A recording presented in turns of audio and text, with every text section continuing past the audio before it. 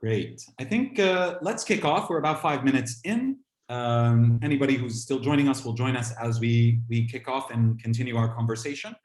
It's my pleasure to welcome you to the second in this series of webinars on Omni-Visibility, hosted by Arabnet in partnership with OOSHOT. My name is Omar Christidis. I'm the founder and CEO of Arabnet. We're thrilled about this webinar series, which focuses on visibility and content across the board. Really the importance of content in driving communication, marketing for brands and for companies of all sizes. And our previous webinar we did specifically on branded content and content coming from the brand. This webinar will be focused on employee-generated content, and there will be additional parts of, there'll be 2 additional webinars focused on other types of content. I'd like to introduce our speakers for today. Our speakers are Mr. Mohammad, the People, Culture and Technology Senior Director at Franchising. Welcome. Thank you. And Thierry, the COO of OOSHOT, our partner in the series of webinars. We're thrilled to have you both, and I'm going to give each of you the chance to introduce yourself a little bit. And maybe we'll start off actually with Thierry, if you'd introduce OOSHOT, and also if you'll introduce us a little bit to the concept of omni-visibility and the different types of content that fit under this omni-visibility structure. Thierry, the floor is yours. Well, Omar, thank you very much. It's really a great pleasure having all of you today again. I really appreciate putting forward this idea of omni-visibility. The last time we spoke, as mentioned, Omar, we've spoken about the B, which means brand-generated content, professional photographers who are using professional cameras to shoot. And this is, I would say, the old-fashioned or traditional one. The new one we are going to talk about today is the employee-generated content, EGC, which is definitely increasing more and more. And Ahmad is going to show you a great example of what has been done during the pandemic within his company, how to show how important it is. And we really want to stress that the more important the employees are going to be within companies, the more important the EGC production is going to be. And now, if you don't mind, Omar, I pass the floor back to you. And if there are any more questions, more than happy. Sure. And here what we can see, as Thierry mentioned, we did the brand session and we did the employees session. Just to keep on your radar, additional sessions coming up about user-generated content and influencer-generated content. But maybe here we'll take a moment to actually introduce OOSHOT to our audience. And there's a small video that we've prepared to show OOSHOT and the capabilities of OOSHOT of really content creation with talents from around the world. So let's play that.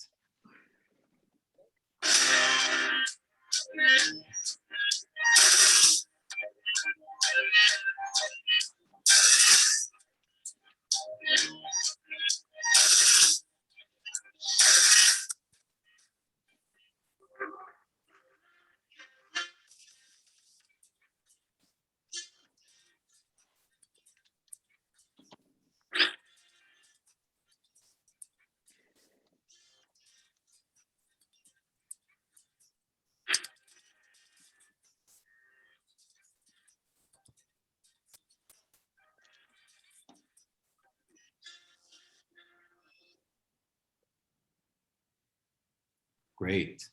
And what we can see here clearly is OOSHOT can be a very strong partner for you for your content needs with talents from around the world. Last time we had some great discussions about the importance of branded content, how many companies are establishing content factories in-house to be able to deliver first master assets, and from those content master assets, derivative assets for all the different channels, how to leverage content to drive sales. Really, really powerful conversation. And today we're going to be focusing with employee-generated content on, as well, what does it take to do employee-generated content? What's the right formats, times, places where we should use that? And how do we also make sure that that drives our business objectives? And I'd like to turn the floor over to Mohammad. for an introduction of yourself and Al-Sayr Franchising. Mohammad is as I mentioned, the Senior Director of People, Culture, and Technology. And tell us a little bit also about your journey with employee-generated content. And I think you have a small video that you would like to play, so we can play that as well. But first, I'll turn over the floor to you to make some introductions. Excellent. Thank you, Omar. Thank you very much. And hello, everybody. Al-Sayr Franchising is mainly getting franchises from outside of Kuwait, bringing them as major franchises. Like Caribou we have today, we operate in Kuwait and other 2 countries on a direct operation, while we have other countries as a sub-franchisee. And also we have Five Guys, which is also another big brand, and we have it in Kuwait and in Oman. And then what I do with them is I'm the People and Culture and Technology Senior Director. We changed the theme from just human resources and IT, because I think the whole environment and the whole global world is going ahead with changing the titles of HR and talking now it's only about people and culture. Now, if we take the culture side of it, it's partially what we use in EGC. Now, as I told you before, Omar, is that we haven't yet used the term EGC, which is the employee generated content, but we use it as social media, we use it as a source of engagement, we use it as a source of customer retention, employee retention. So what we have used it in many kinds, but the first time when I joined you is to call it EGC. Now, we have used many kinds of employee engagement, and this is was one of them, to make them share their content, be responsible, and post them either on our network or their personal network. It's much faster to reach the customers. It is 10 times better than the normal marketing, because the normal marketing has their own theme, which, let's say, billboards, they have their own followers. But when you talk about employees, now you're talking about mass and mass information flow, or mass content. So what we did in our the video you're going to see, is that we made all the nationalities join that we have, and the diversity we have, and we made them sure that everybody used that video. I shared it through my connections. Everybody shared it through their connection, and we also posted on our internal or on our social media. Now we have seen the return on that investment on a scalable note, which is Service Hero. We have won it for 11 years on a row. So we are the best service providers in terms of coffee in Kuwait for the past 11 years. So that's one of the, I mean, you can feel it as a return on investment, because as I said before, it's very hard to measure a return investment on such content, because what you're doing is you're changing the marketing social media companies, and rather putting it through the team. Now you have the team time, you have the video making, you know, it's all time, and time to us is money. So that's what I wanted to share about. I know I'm a bit fast. Let's play the video and show the audience as well. This is a great example of you know, employee generated content really in practice. 2020 كانت سنة صعبة على الكل. ما حد كان متوقع إن اللي صار ممكن إنه يصير بيوم من الأيام. فترة الحظر غيرت حياتنا تغيير جذري، غيرت حياتنا اليومية وطريقة شغلنا. सबरी से मैं इंतजार किया कभी मैं team से बात करूं अभी मुझे मालूम पड़ा सही टीम है तो सब कुछ मुमकिन है وجودنا أونلاين زاد أهمية لأنه كانت الطريقة الوحيدة تكون على تواصل معكم لما إجانا الخبر إنه الوقت صار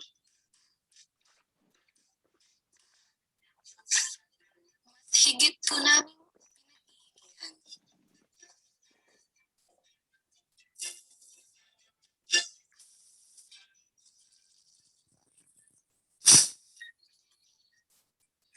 كان الآن صعب فزنا لأن منكم كنا كمان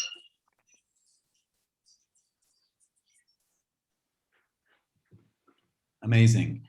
And Mohammad, just, you know, to wrap that up, how was the impact of that? How was the feedback? How was the buzz, the momentum that generated when you launched it? I mean, based from the employees and the whole family of Sair franchising, it was a challenge, because you want to keep that, you want to keep it year after year, and you want to win it rather than other coffee providers. And in Kuwait we have many local and we have big chains, so it was a proud moment internally. And once we did that video and we made sure that, we have a lot of, in Kuwait, we have around 4 million people in the population, and just a million and a half is only nationals. So when you look at the expats, it's the most targeted people you want to target in terms of customer base. Now, and it was great because, that video was shared the most in terms of reach, because that's what we heard from everyone, is that we have got it from every person through the social media, whether it's on WhatsApp, whether it's on Instagram. I'm not going to mention a specific meme, but each nationality has its own ways of communicating. Like I have Facebook, I have, personally, we don't use Facebook. We use Instagram more, TikTok more, other people use Facebook more. That's what they keen of the content transformation. So it was great, to be honest. And it was a great experience. Yet we didn't call it EGC, we call it social media, and just sharing that flow of information. Now it's gonna, next year, inshallah, it's gonna be a changed environment in our company. Wonderful, that's very exciting. And I'll move over to Thierry with a question, actually building on what Mohammad was saying about the importance of building that culture, right? The shift of the title from HR to people and culture. And you were showing us a slide earlier, a couple of slides about the importance of that, of leadership, and how much of a priority it is today for CEOs. Maybe we can cue that and see a little bit of the stats that you have there. Yeah, thank you very much, Omar. And I'm going to share my screen and to share that very, very interesting study that we've seen in France a few weeks ago. And the to-do list of CEOs, actually, number one is to develop a new generation of leaders. And number three is to attract and retain the best talents. Of course, integrate the global economic slowdown in the decision-making process is obviously very evident, but what we've been very surprised, to be honest, is that number one and number three, sorry, it's about attracting and retaining best talents, finding out new generation of leaders. So when you come back to what has shown us Hamad, it's very interesting to understand one thing, is that not only, of course, your consumers are very important. Of course, your financial partners are very important. Of course, all the innovative process within the company is very important. But what is absolutely key, a key issue, and even more within that economic slowdown and during the pandemic, is the proximity you have with your people. Hamad has shown something very, very interesting through the video. And so the real authentic communication people are expecting from the outside as well as from the inside is your employee generated content. How do the people inside the company are feeling? What do they want? What do they express? How are they going to express it through images? And of course, because of the social networks, you need to produce as much good images as you can and leave these people and let these people produce themselves their own images. And that's what we are doing at OOSHOT, for instance. It's really helping our clients produce the images they want as authentic as it can be. Wonderful. And with this brief intro, what I'd like to do, audience, we're going to have some participation from you throughout this session today, and I'm going to cue our first participation as we dive into the benefits and challenges of operating with employee-generated content. We wanted to get a sense of you as audience. Where are you today in your employee-generated content story? Are you just starting out? Have you been doing it for a while? Are you getting the kind of results that you're looking for? So team, if we can queue up that first poll, please.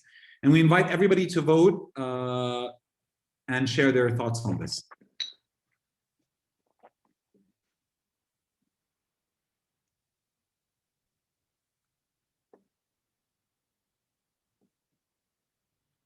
So we'll let that poll come up, and in the meanwhile, Thierry, maybe we'll go back to you, and we'll start with really our first, deep dive into this.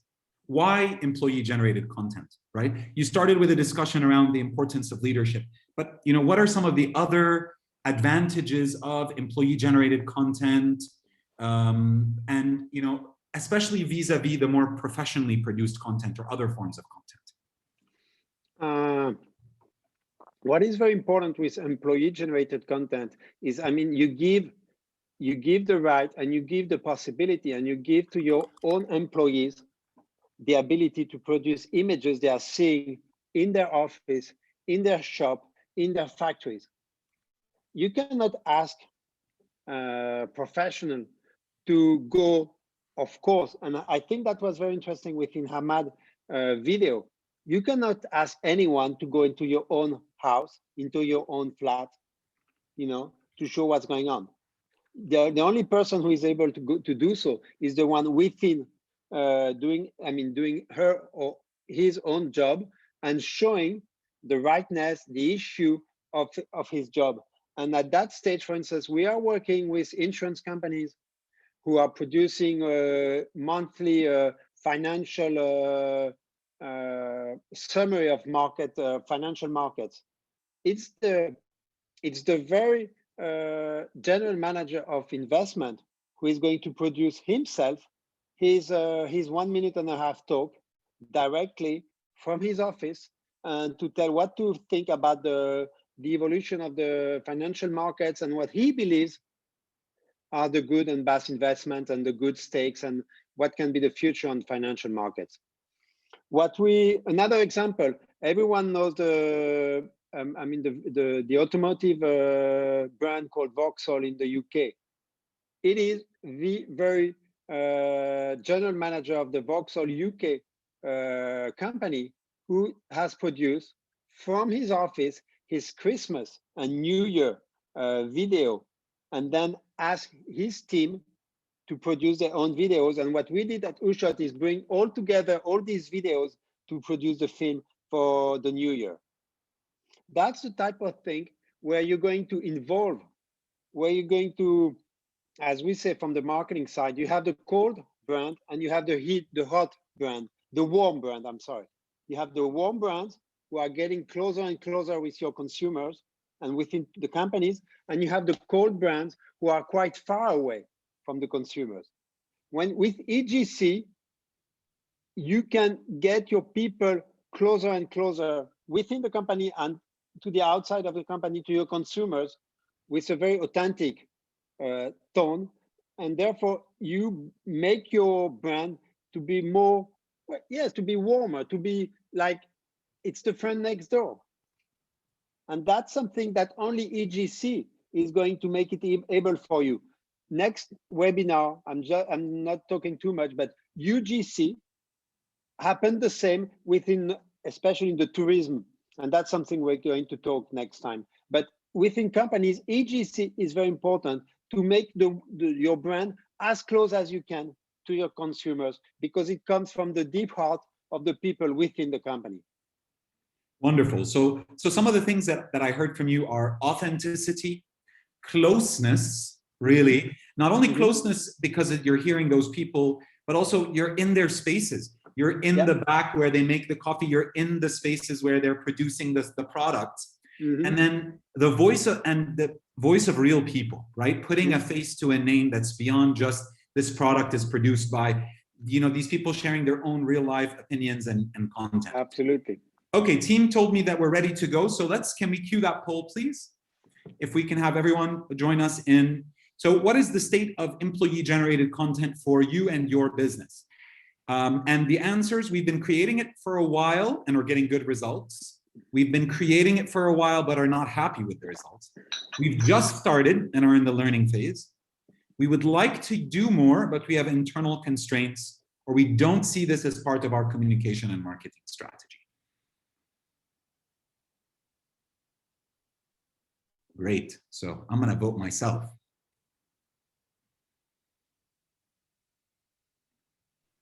Yes. So Mohammad, with that, I want to turn to you with the same question, really building on this, and from your experience and what you've seen, what would you describe as some of the advantages or disadvantages of employee-generated content?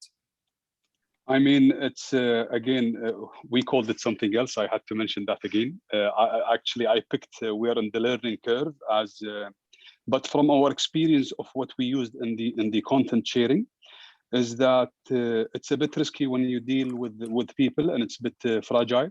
So you have to be very careful in terms of dealing with them, and how do you express yourself with them, because sometimes people do something in terms of goodwill, and he shares a video, and at the end of the day, it harms the company. So you have to put exactly the measures you want, and make sure this is acceptable in terms of the employee when he wants to have fun and share and show that culture to other people, yet to make sure. Sorry, that's the other risk of staying at home. Kids jump in. Of course. So at least you're not a big filter of a cat, right? I think we all saw that viral video with the lawyer who became a cat filter. So you're good to go, Mohammad. Please go ahead. Excellent. So that's the only measure I feel it's a bit tricky and risky, because you want to make sure that the image of the company shows well. At the same time, you want the participant or the employee or the content sharer to be feeling himself doing it, and not like making it an actual. So that's my only, Fatma. Sorry guys. We maybe the next session will be about children-generated content also, because I feel like this is in our COVID lives now. This is the new reality also. And it's already curfew now, so it has been for half an hour. So we curfew at 6. So sorry, Mohammad, we interrupted you. Please, if there's no problem. So yeah, that's the only thing. It's the guidelines you put. It's the policies you put. You want to share. Our culture and Al-Sar franchising and Caribou and Five Guys, it's all about fun, family. It's interesting. We have a day off. You come casual. It's all in terms of a family. You're a family, and that's it. So just put the guidelines. Make sure you assess your risks. Make sure that you don't think that you're going to generate money out of it. It's not a money saving. It's rather than a fun environment to have your employee engaged, if your employee is engaged, your culture is excellent, then it's going to reflect on your customers, because people are going to enjoy coming to work, Wonderful. And, from your experience with this video that you created and others, do you see a difference in where such content thrives?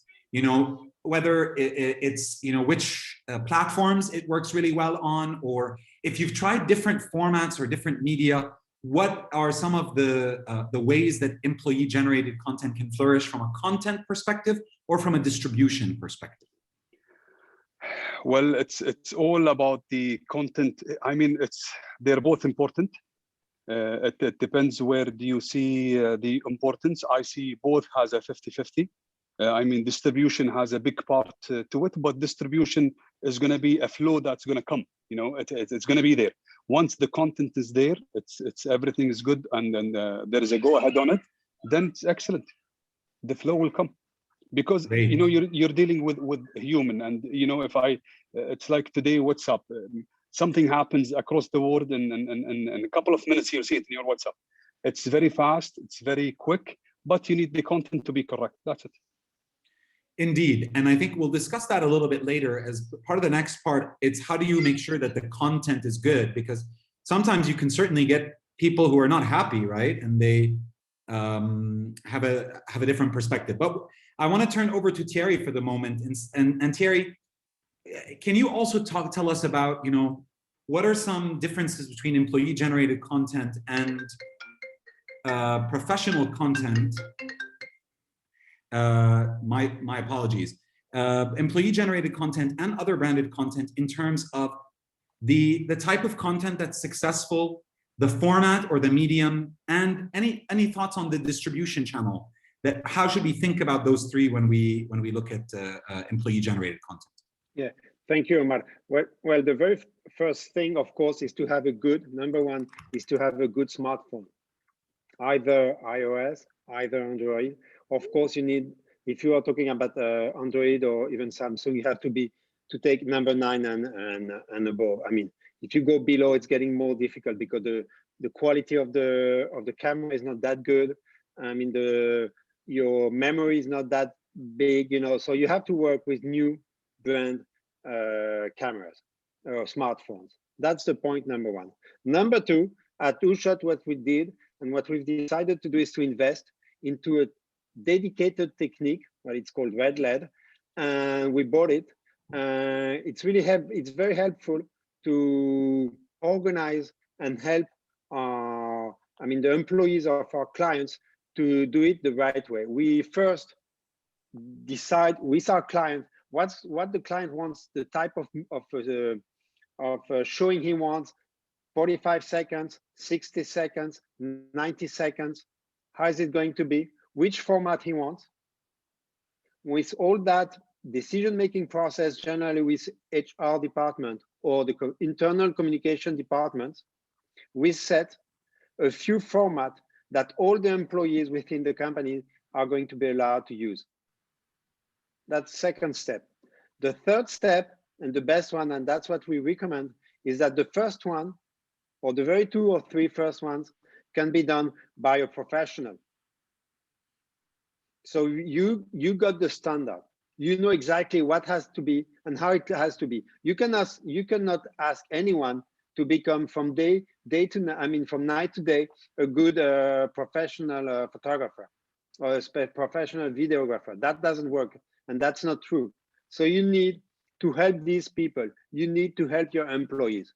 And point 4, what is very important is at one stage, you suggest that someone from the C-suite, someone from the VP board, from the executive board, does one. So he really is going to show how it looks like.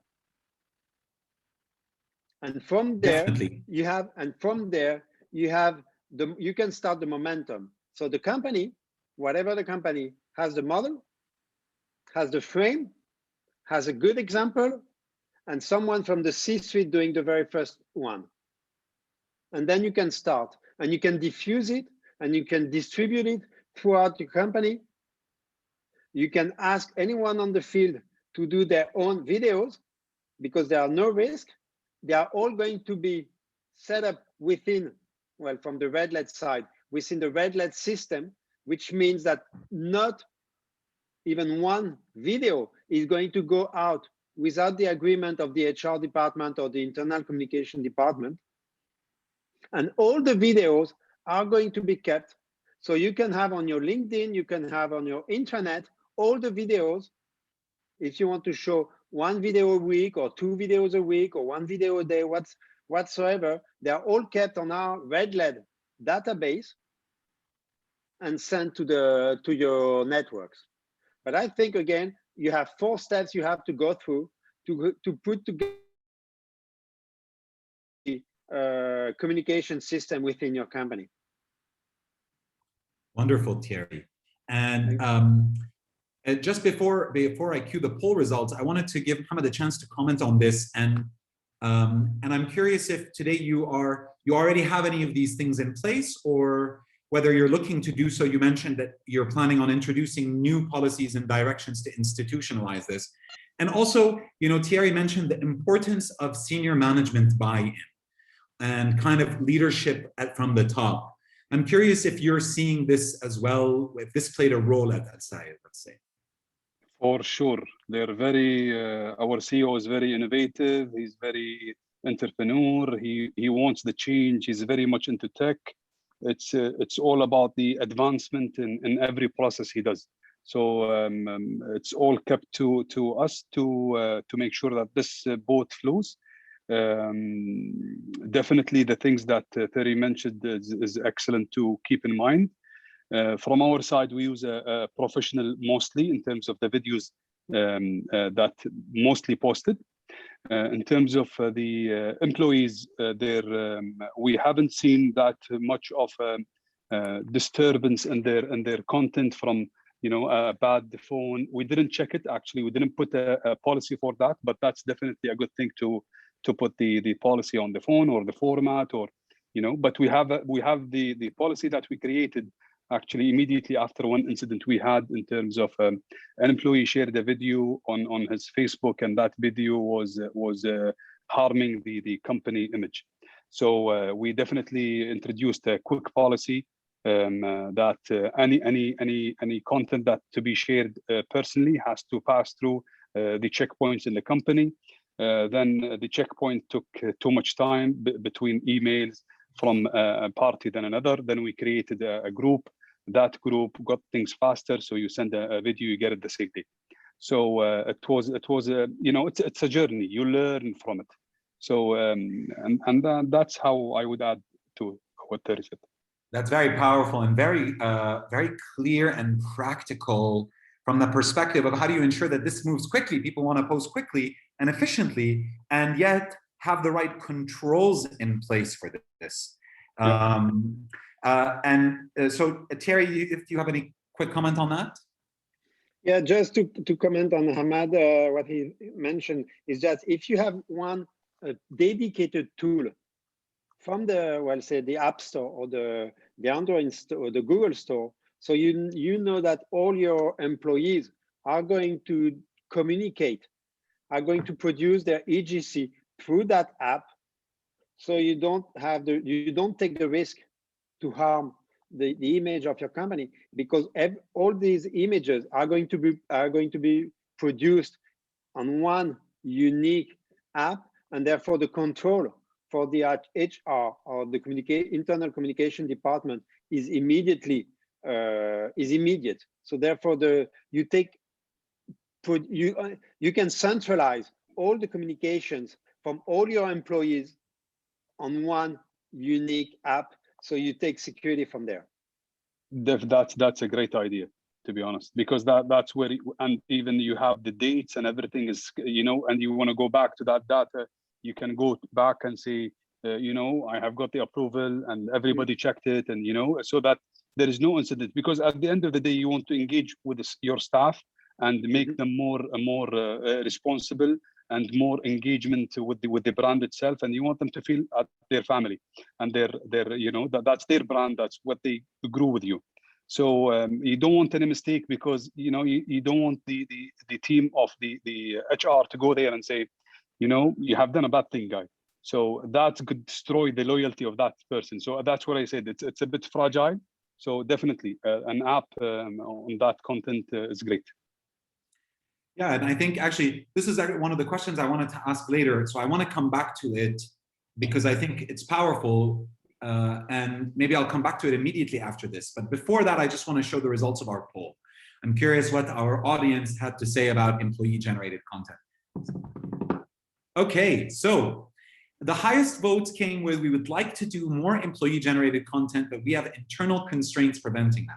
Wonderful, because you guys or ladies and gentlemen are setting me up to my next question about the actual constraints that are facing you as you want to do employee-generated content.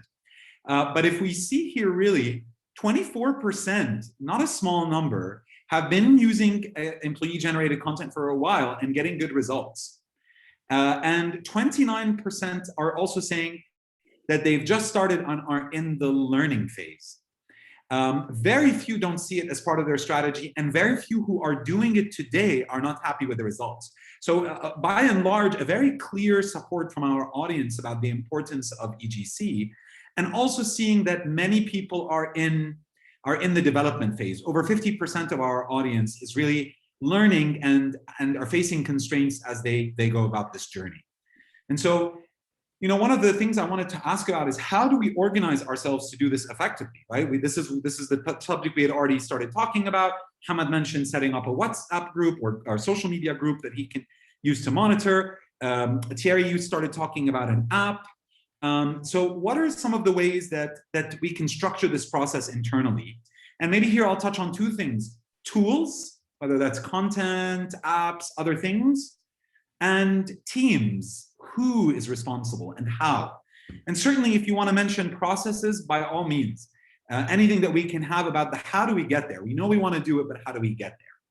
And in the meanwhile, actually, just before we launch into this, so that we give our audience time to answer, let's show our second question, please, for our second poll.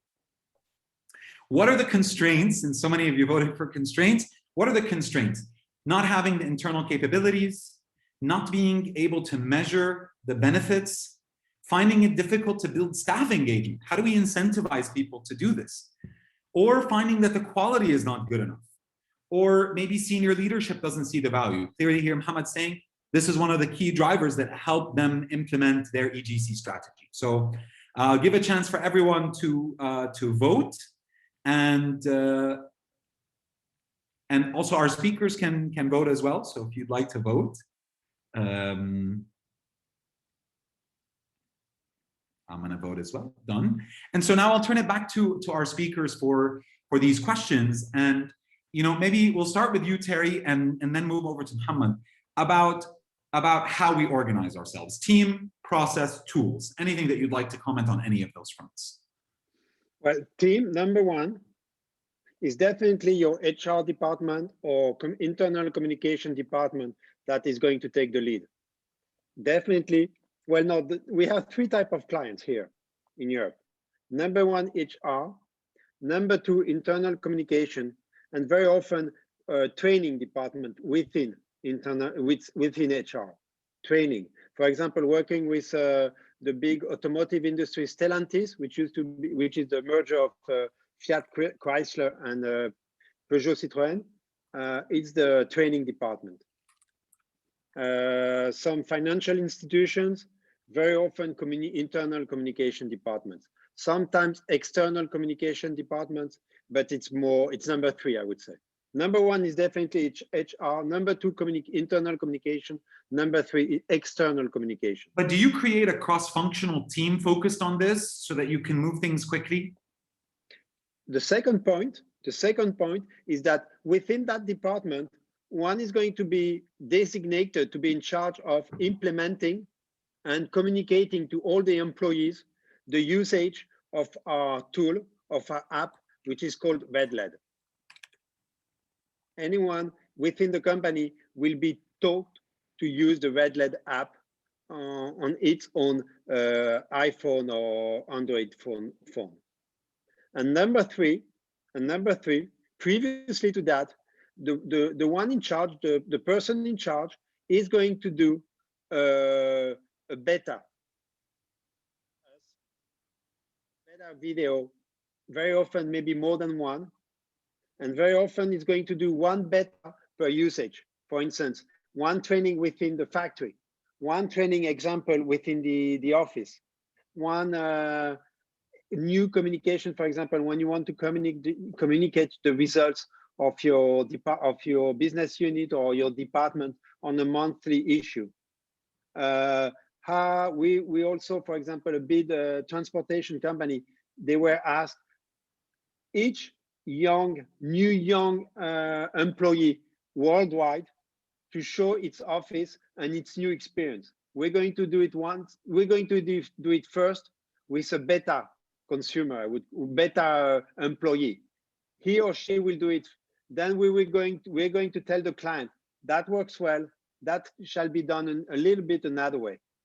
So to summarize, one, who is in charge? HR, internal communication, external communication. How to do it? Point one, training. And the last thing, the third one, is to diffuse it on the apps, on the phone of the employees. Thank you, Thierry.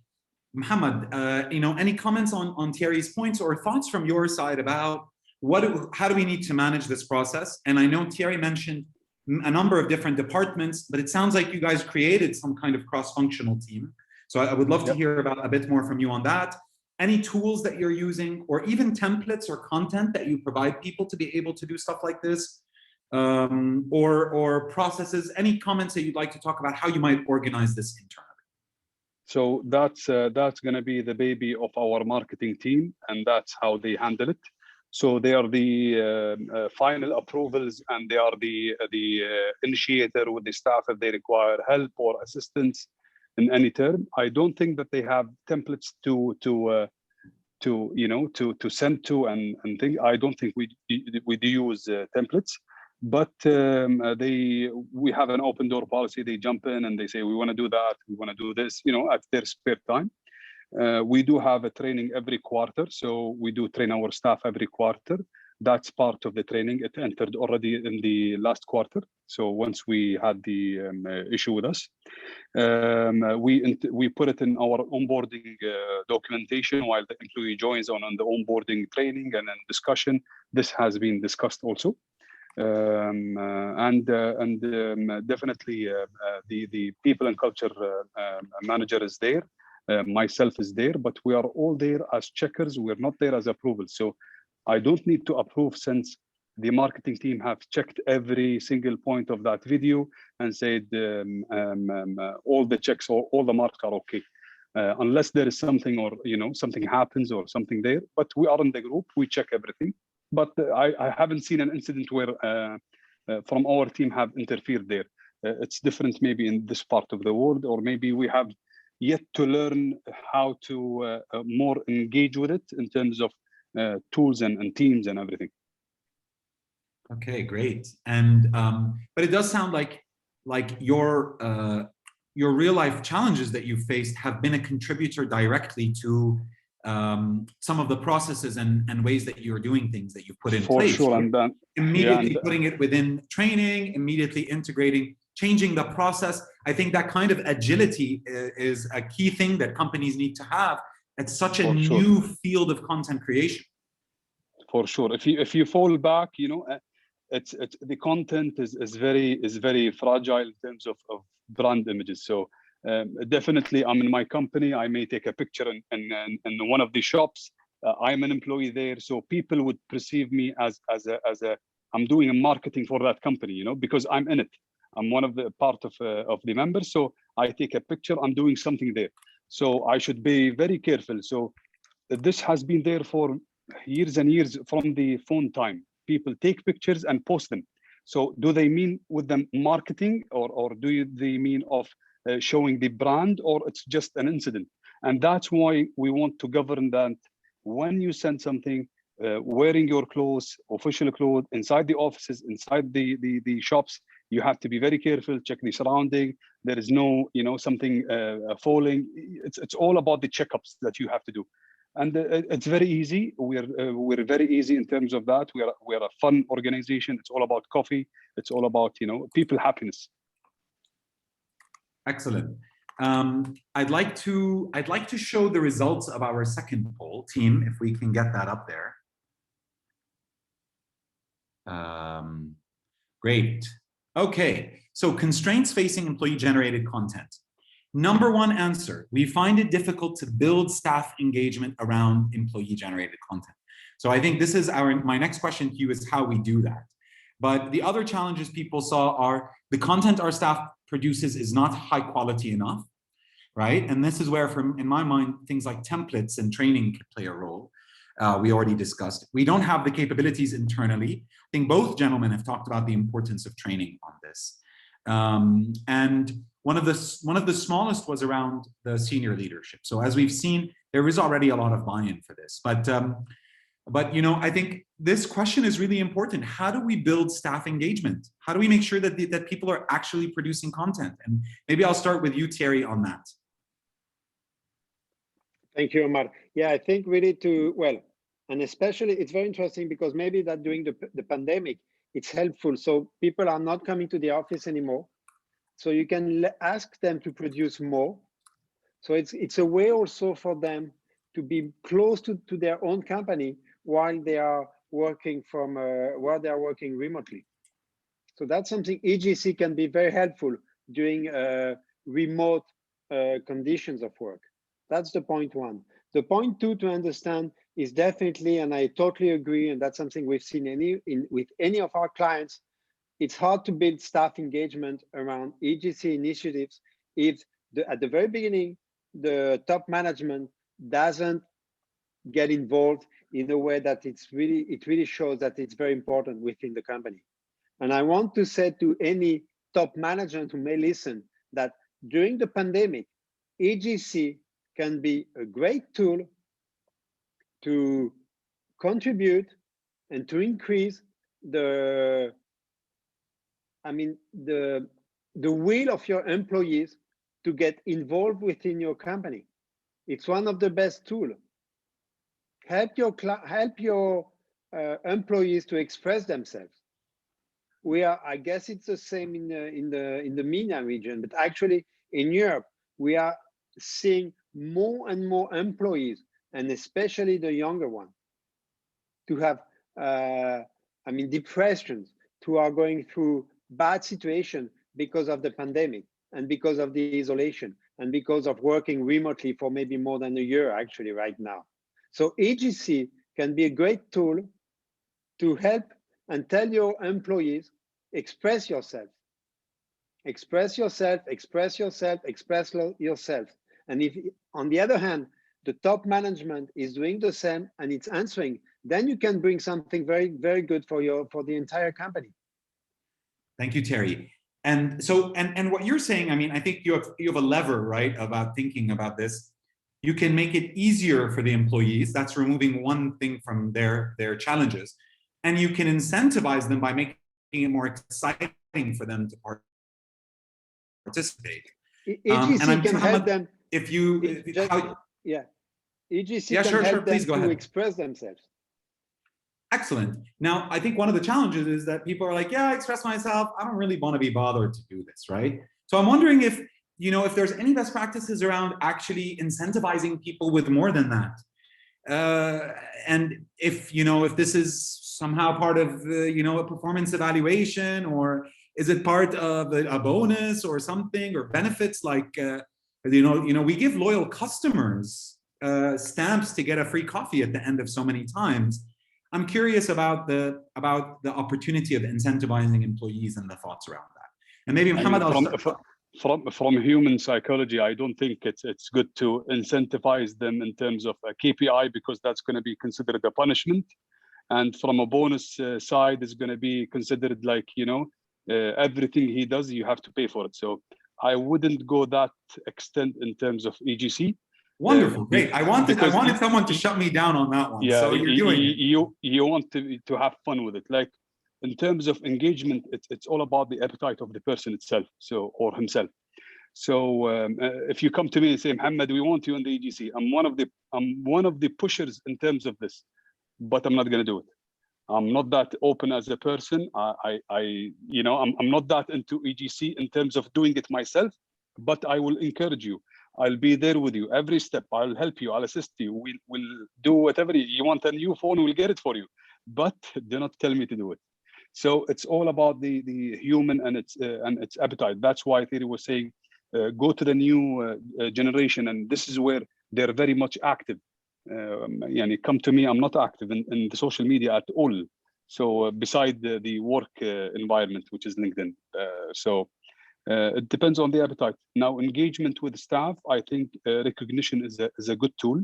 While you tell them, this person have done 1, 2, 3, and you recognize them by putting him on the same content, and you share it yourself. So that's a good tool. A letter could be fine. Something symbolic could be fine. We have done in our company, what we do is a barista championship. So part of that, they take videos and stuff. So who's the winner of the barista championship gets to put his drink on the menu, and then he gets a patch on his shoulder. So he's different.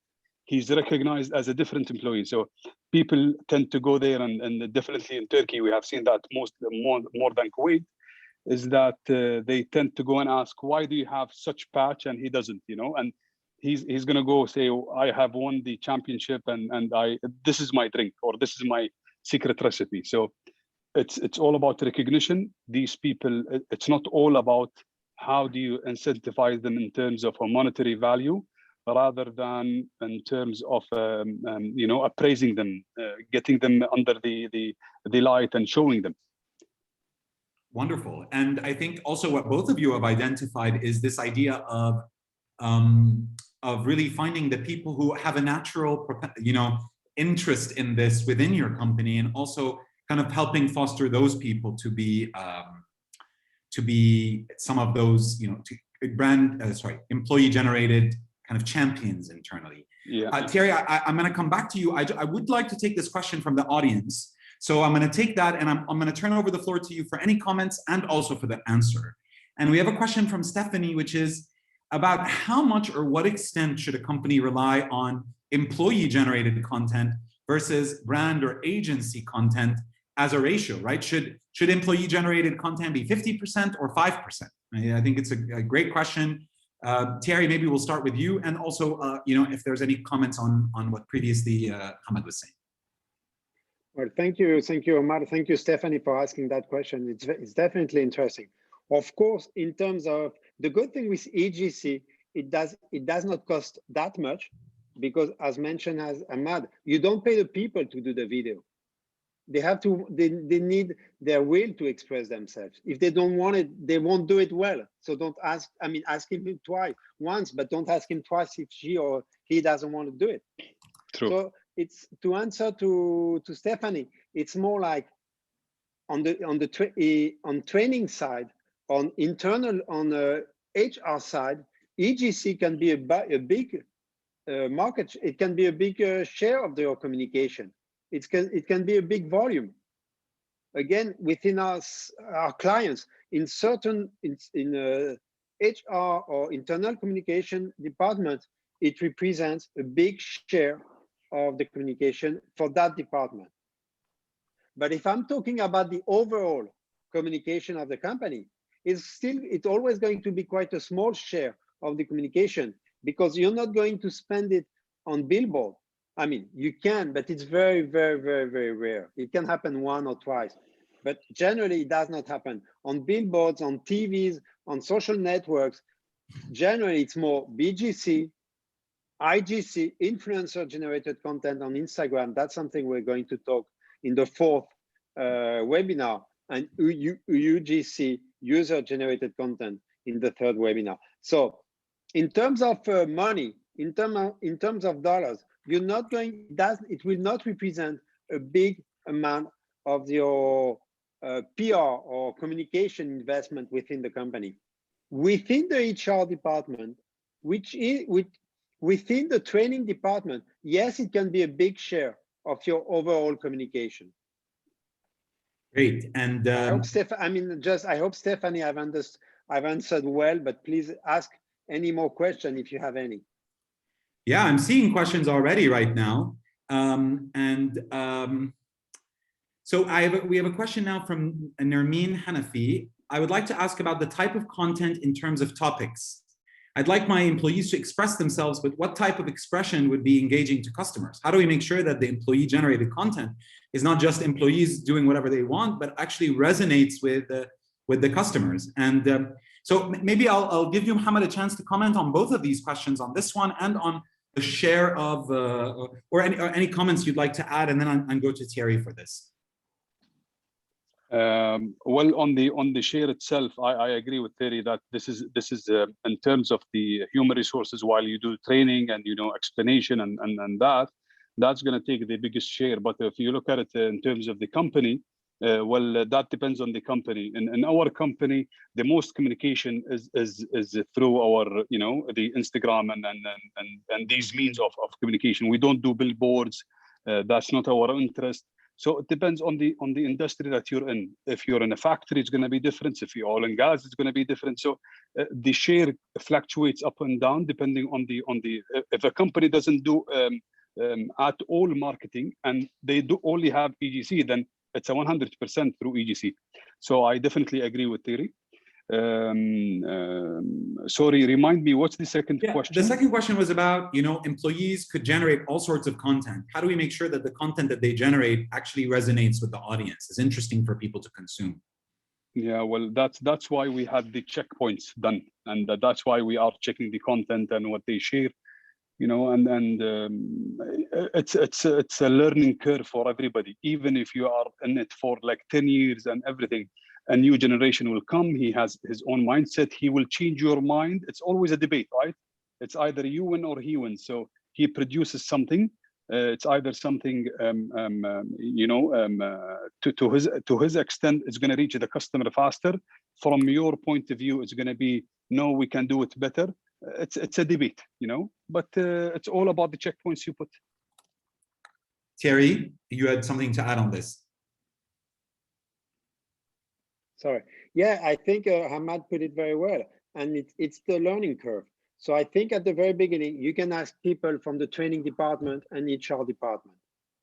If you like it, if people are happy within your company, maybe within your providers, for instance, and they're happy with the communication these guys are putting forward, then maybe you can suggest your retail manager, the head of the staff within your restaurants, within your bar, within your company, to do some EGC.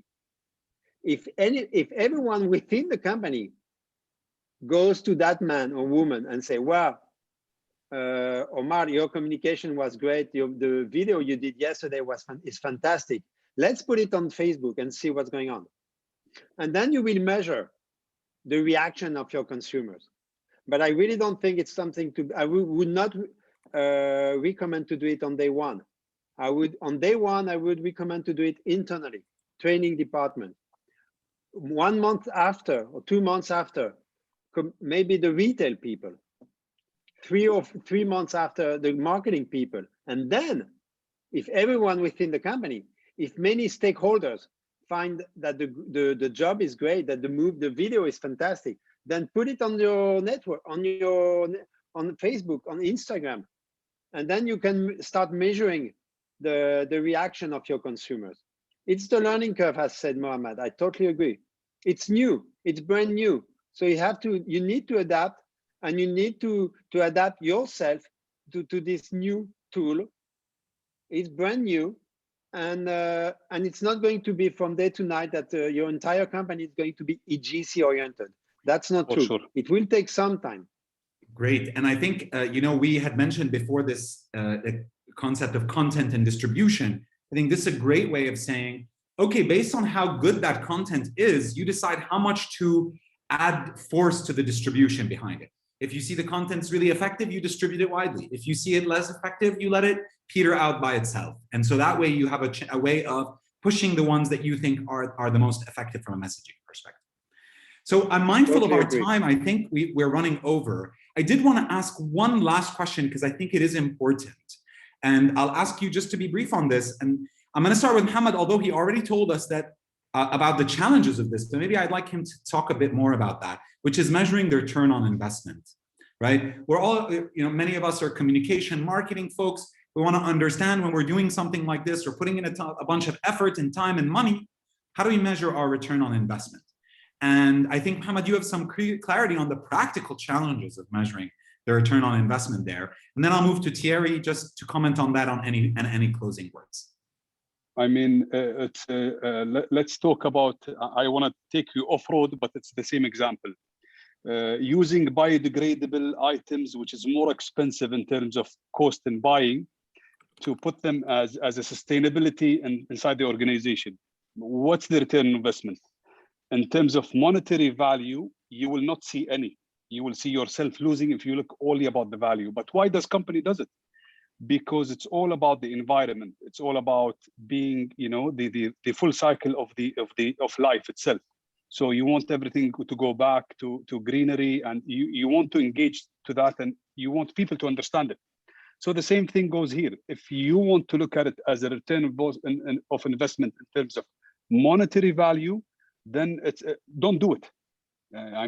From the beginning, we just started it, but I could see that there is no monetary value.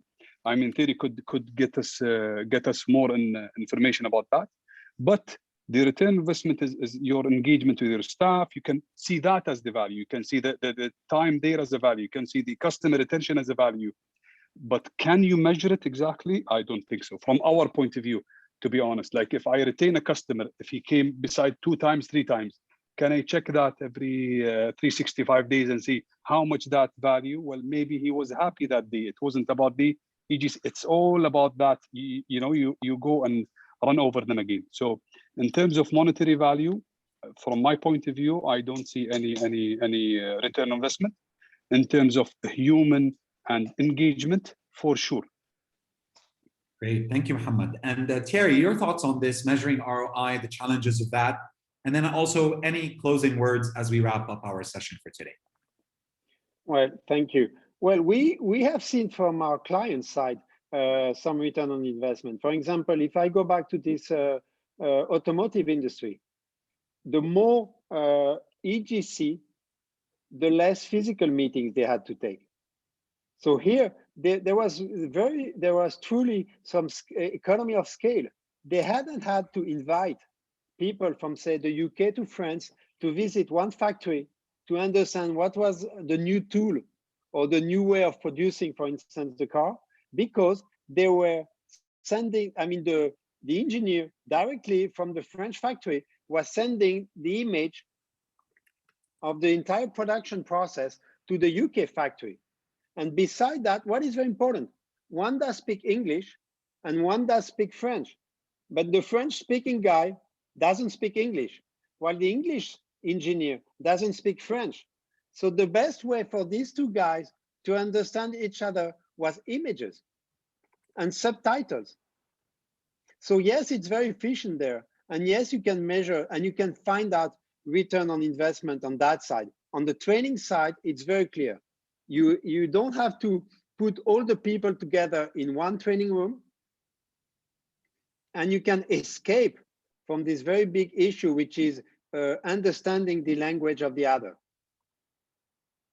So here, yes, on the training side, you can find economy of scale and return on investment.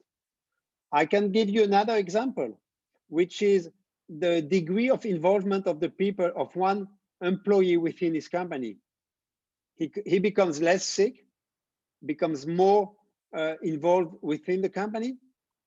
His fitness and his health is getting better. He goes every single day to the office and doesn't say every 2 weeks I'm off. So here also, because of EGC and because of employee involvement, you can measure some sort of return on investment.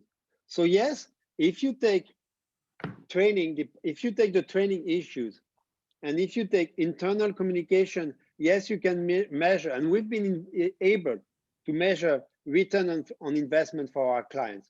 And training, it's very clear when you're talking about different factories and things like that. It was very clear since day one. And I mean, these clients, for instance, Peugeot Citroën does appreciate very much our tool, our red-led tool to do so.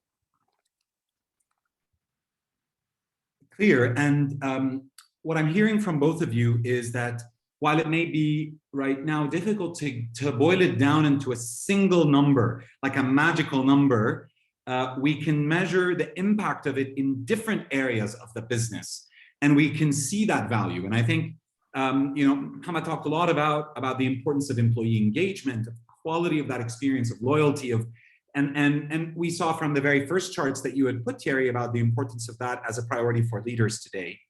But we've also seen other places, internal communication, and you know, really getting that authentic voice out there, being clear value add for employee generated content, even if we can't measure exactly in dollars and cents the value of that. Gentlemen, thank you so much for this great discussion. Our audience, thank you so much for joining us as well.